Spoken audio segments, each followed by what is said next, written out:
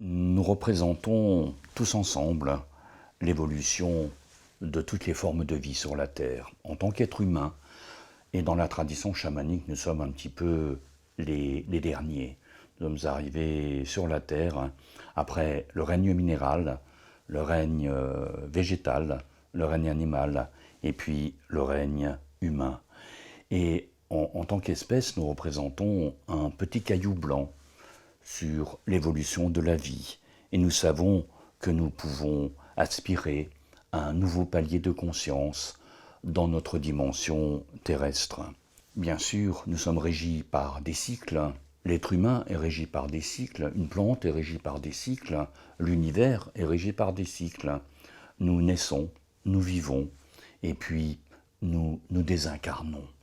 J'ai été un des rares physiciens dans les années 80 à m'intéresser dès la fin des années 70 sur le phénomène de réincarnation. Y a-t-il quelque chose qui préexiste à la naissance de notre corps physique? Y a-t-il quelque chose qui survit à la cessation des fonctions physiques de notre corps, que l'on appelle la mort, ou est-ce que tout s'arrête là? En fait, aussi bien l'ensemble de toutes les traditions de l'humanité, et puis l'avancement de la physique quantique, eh bien, postule qu'il y a quelque chose en nous qui ne peut pas mourir.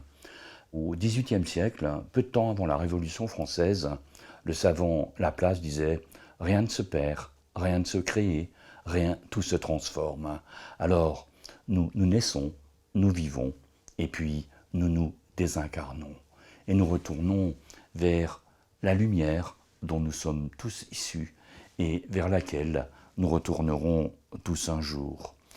Et dans l'avancement de la physique quantique, eh bien, il y a des liens entre les grandes traditions spirituelles, les grandes religions de l'humanité, ce que tous les sages, les saints, les prophètes ont enseigné durant et depuis des millénaires.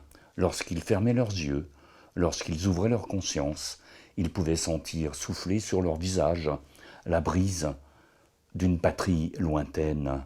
Et c'est cette dimension qui peu à peu peut ressurgir dans ce que nous sommes, dans notre quotidien, dans notre vie de tous les jours. Parce que souvent, j'ai pensé que nous étions infiniment grands, infiniment nobles et infiniment précieux. Je suis allé presque au bout de la route de la science. Et il y a bien sûr toujours des choses à découvrir.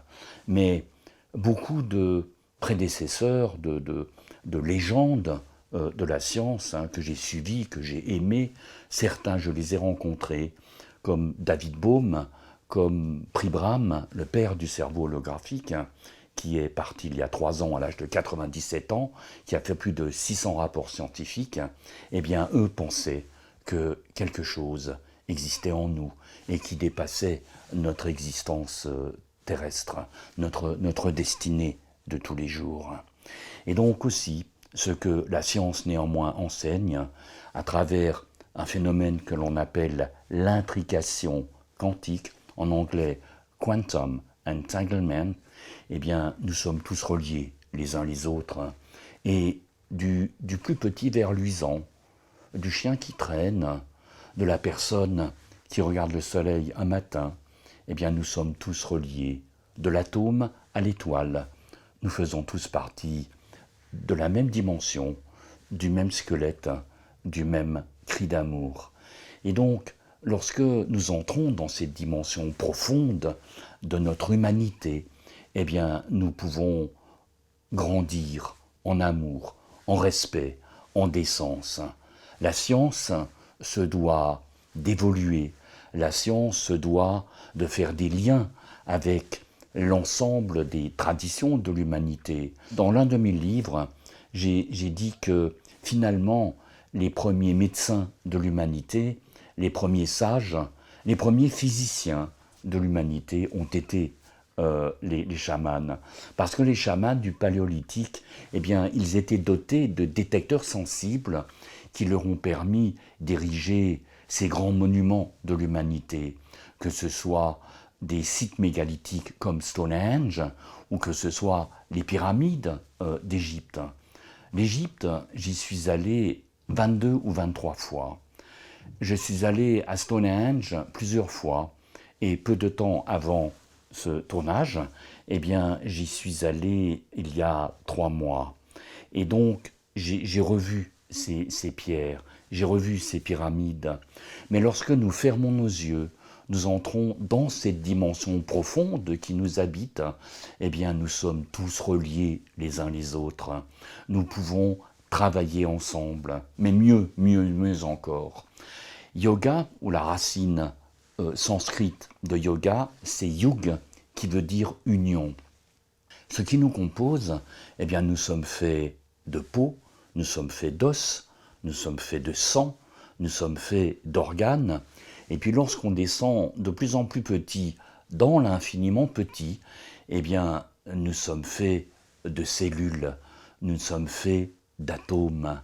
Mais lorsque nos organes, lorsque nos cellules commencent à travailler ensemble, à réfléchir ensemble, à se synchroniser ensemble, nous fonctionnons comme un orchestre symphonique.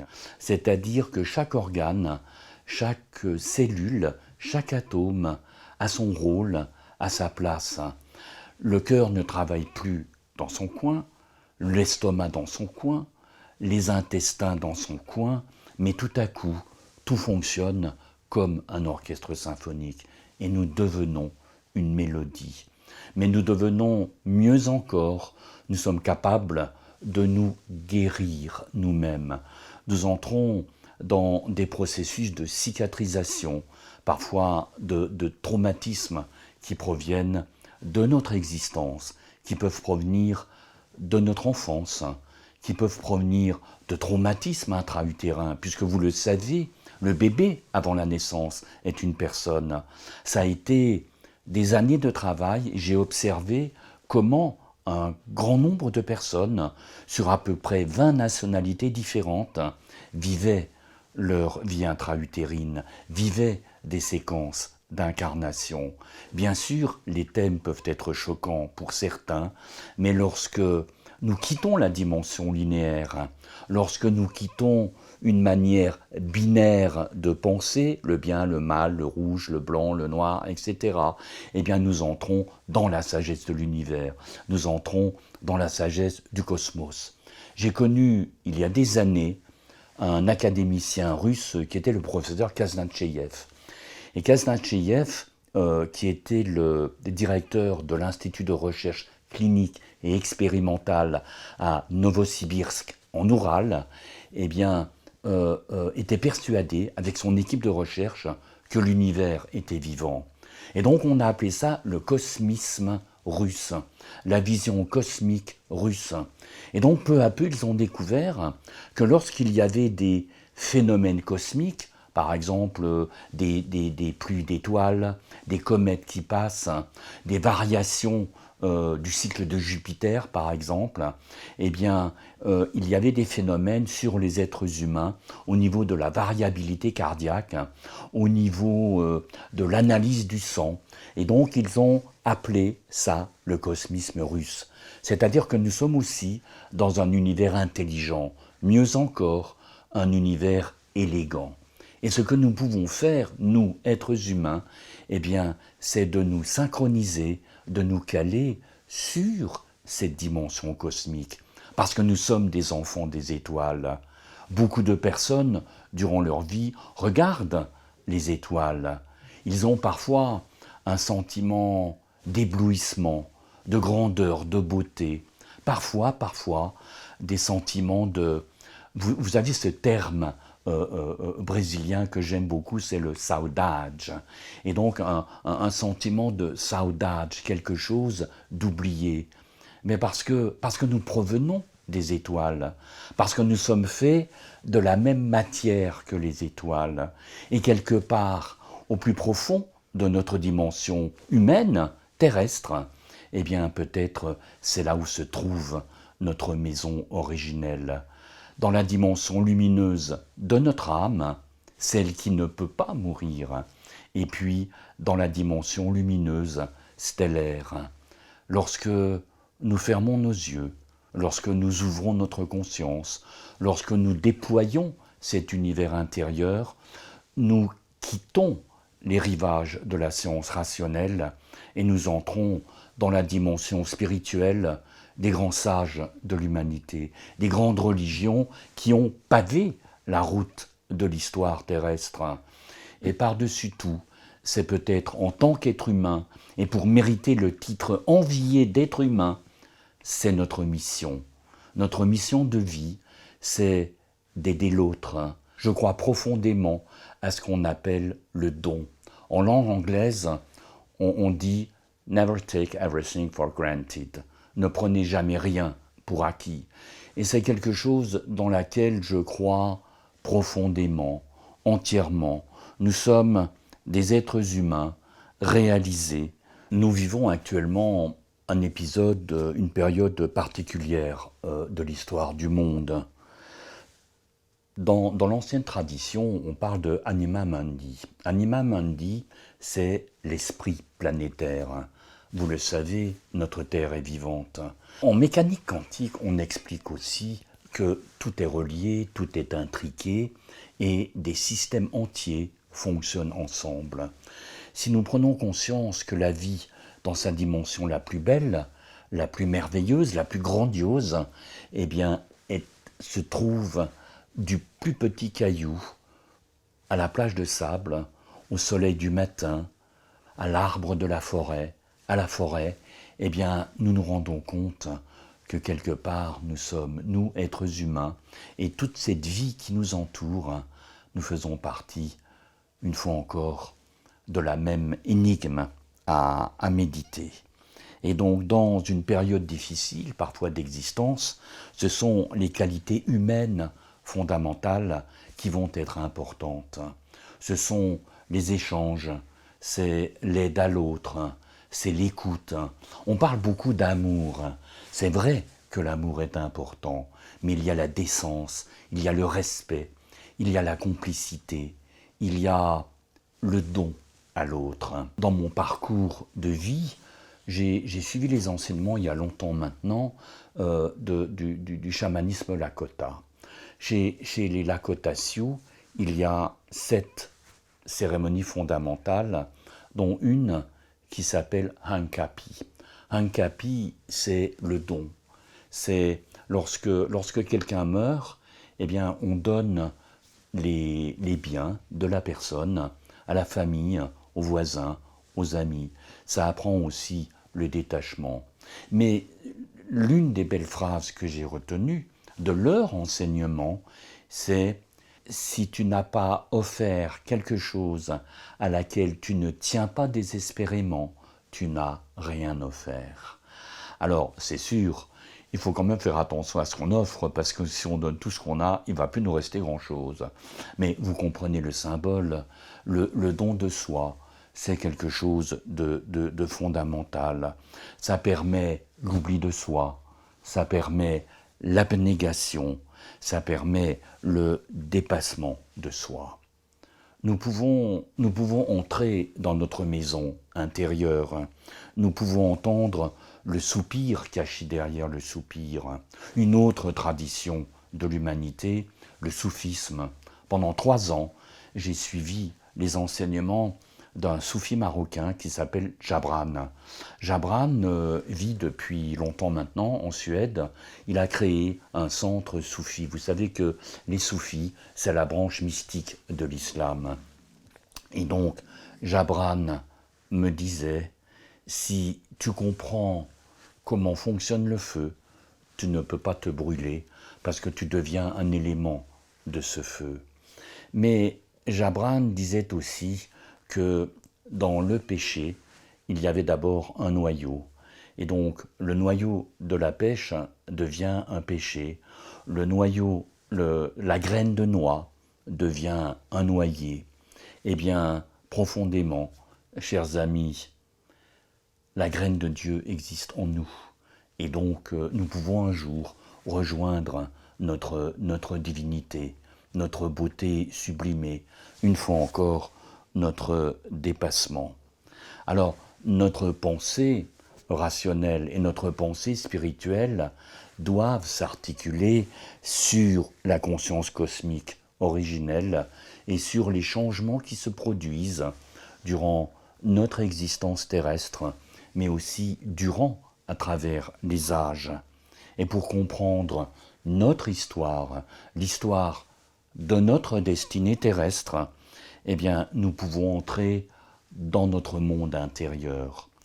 Il y a longtemps, j'ai enseigné dans une école supérieure de commerce en France qu'il y avait un écosystème intérieur et il y avait un écosystème extérieur. Vous savez que l'on parle de l'écosystème planétaire, de Anima Mundi, de Gaïa, du nom de la déesse grecque de la Terre. Mais cette dimension, cet écosystème intérieur, elle est en relation avec quelque chose de fondamental qui est votre écosystème extérieur, votre destinée, votre vie sous toutes ses formes, avec toutes ses composantes, votre famille, vos amis, les événements qui structurent votre destinée terrestre. Mais, une fois encore, si votre écosystème intérieur et là-bas au dehors, votre écosystème extérieur se synchronise et, bien que nous n'en ayons pas conscience, commencent à dialoguer ensemble, il y a une synchronisation qui se fait. Notre vie devient cohérente. La cohérence, en thermodynamique et en science, ça veut dire que tous les éléments d'un système fonctionnent ensemble. Si notre écosystème intérieur et notre écosystème extérieur fonctionnent ensemble, dialoguent ensemble, vous allez dire « c'est la vie que je voulais ». C'est l'action juste que je peux mener, c'est la pensée juste que j'ai, c'est le geste juste que j'ai. Et donc, vous êtes comme un bon samaritain qui tend la main à l'autre, qui tend la main à la vie, qui tend la main à cette dimension extraordinaire qu'on appelle le vivant sous toutes ses formes. En nous hissant vers un autre palier de conscience, nous nous élevons au-delà des règles de la normalité, du pragmatisme matériel, de la pensée linéaire, et nous pénétrons dans des territoires peut-être encore inexplorés de la dimension de l'intelligence de notre cœur. Et donc, à partir de là, nous devenons des clairvoyants, des visionnaires dans la nuit suprahumaine. Dans une dimension ordinaire, nous sommes comme des aveugles. Nous ne pouvons pas voir les esprits de la nature. Nous ne pouvons pas voir le subtil. Nous ne pouvons pas voir des événements fortuits. Mais dans cette dimension suprahumaine, nous devenons clairvoyants. Et ce que je vous propose, pour terminer, c'est de faire un exercice, si vous voulez, basé sur l'intelligence de votre cœur. Votre cœur pense, votre cœur vit, votre cœur mémorise, votre cœur prend des décisions, parce qu'il y a un petit cerveau dans votre cœur, qu'on appelle le réseau neuronal cardiaque. Et il y a des années maintenant, 20 ans, j'ai développé un son qui reproduit la musique de votre cœur. Donc je vous propose d'entendre la mélodie que votre cœur fait, parce que j'ai transcodé une variabilité cardiaque, d'abord en fréquence, et puis en longueur d'onde. J'ai travaillé sur cette longueur d'onde et je l'ai rendue visible, audible, présente. Donc vous pouvez avoir les yeux ouverts. Si vous avez envie, vous pouvez fermer les yeux quelques instants et je vais vous emmener dans votre beauté intérieure, dans la grandeur lumineuse de votre âme. Et donc, lorsque vous écoutez ce son, lorsque votre cœur l'entend, il reconnaît son son et on entre à ce moment-là dans ce que l'on appelle la cohérence. La cohérence, c'est lorsqu'un système quelconque et toutes ses composantes travaillent ensemble. Et donc, notre chef d'orchestre, c'est notre cœur. Le cœur qui aime, qui pense, qui vit, qui prend des décisions. Alors, vous pouvez conserver les yeux ouverts, vous pouvez fermer vos yeux quelques instants si vous avez envie. Et donc, prendre une respiration profonde et puis penser. Je respire à travers mon cœur la beauté, la puissance, l'élégance de la vie sous toutes ses formes. Je suis immortel, je suis un être qui marche et qui danse dans sa vie. Je donne, je m'offre et je reçois. Je donne et je reçois. Lorsque vous pensez cela, lorsque vous respirez le son que vous entendez, eh bien, votre cœur comprend. Et donc, vous entrez dans quelque chose que l'on appelle l'amour sous toutes ses formes, que l'on appelle la sagesse et la connaissance intemporelle du cosmos, qui illumine votre vie, votre destinée terrestre. Je reste silencieux et que la lumière intemporelle de votre âme illumine votre existence.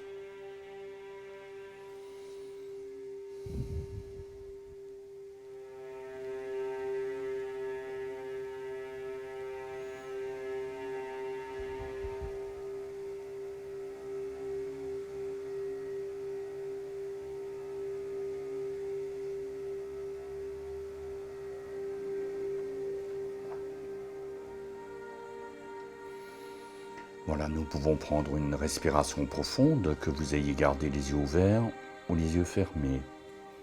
Je vous remercie de m'avoir écouté et que votre existence soit toujours lumineuse, heureuse, pleine de découvertes et de nouvelles opportunités. Merci à vous.